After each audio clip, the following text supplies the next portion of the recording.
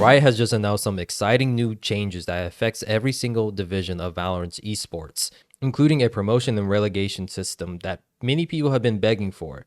This means the likes of G2, Dragon Ranger Gaming, Bleed Esports, and Gentlemates have the opportunity to extend their Tier 1 stay. This was the old Ascension system where you see that teams previously had 2 years guaranteed in Tier 1 of Valorant. However, now these teams are only guaranteed 1 year with the opportunity to extend their slot for more based on their performance.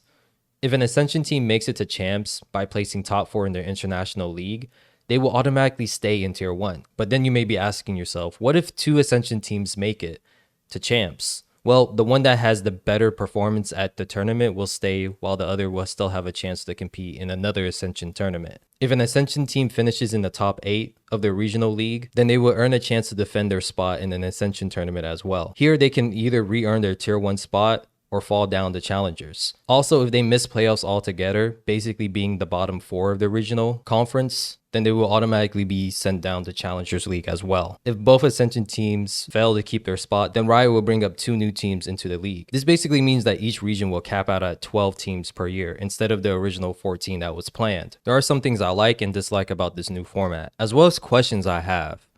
First off, the relegation and promotion system is something that many fans have been asking for, and I'm glad that Riot has done this. But because of partnership contracts, they can only do this with Ascension teams currently. This might change in the future once those contracts are up.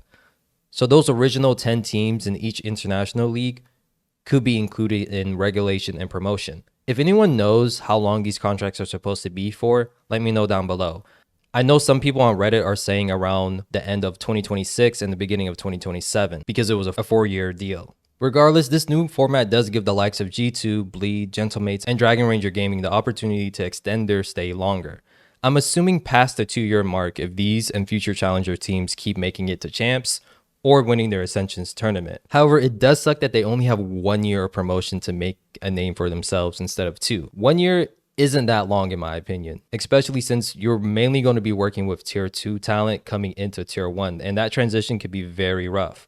Even G2, who had players compete in Tier 1, struggled from time to time, even though now they look fantastic. It's also kind of rough since not every league has the same level of difficulty. For example, Dragon Ranger Gaming has a solid chance of staying, while the likes of G2 may actually struggle in a very competitive Americas region next year. You could run into a situation where a team like Koi or Furia has less wins than G2 or Gentlemates, but still stay in their league. Again, this is because the partnership contract signed. This could change in the future once they're up. Overall, I do like that they capped the number of teams per league to 12, because 14 would be difficult to keep up with all the games, make scheduling a nightmare, open the door for weird formats when you have an odd number of teams competing, and increase the hassle of your favorite team qualifying to champs. I know 16 could work, but the sustainability of 64 teams in Tier 1 seems a bit wild in my opinion. Again, I'm not the fan of the 1 year limit, but Riot has to take baby steps till those contracts are up. Overall, this is a net positive for competitive play because you want the best teams and players at the highest stage of Valorant fighting it out. This format accomplishes that with the restrictions that Riot finds themselves in. It just makes things harder for those orgs once they get to Tier 1 is all. Riot has also reinforced the Premier and Path to Pro pipeline with the Invite division, which they already announced in the past. Basically letting the top teams in each zone make it to the Challengers League, where they can fight and claim a spot to Ascension and possibly Tier 1 itself. Lastly, Riot has extended Challenger Circuit to expand the whole year. This helps the Tier 2 scene a lot since orgs in the past would just drop teams midway through the year and hurt the development of players as well as the stability of Tier 2. This also gives more opportunity for orgs to possibly tell sponsors that their product would be shown for a longer time and in front of more people as well.